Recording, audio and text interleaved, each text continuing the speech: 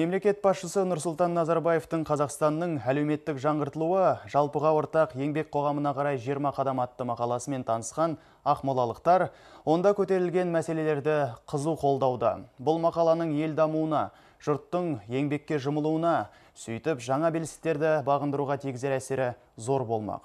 Өйткені айтылған ой жүйелі, келтірілген дәйек негізді.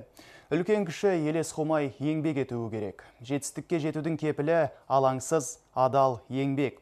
Мазмұны терең мақаланы әлі оқымаған болсаңыз, зер сала оқуды ұсынамыз. Өңірімізге сапармен келген мәжіліс депутаты Абай Тасболатов аптаның айшықты сөз айдарында ой бөлісті.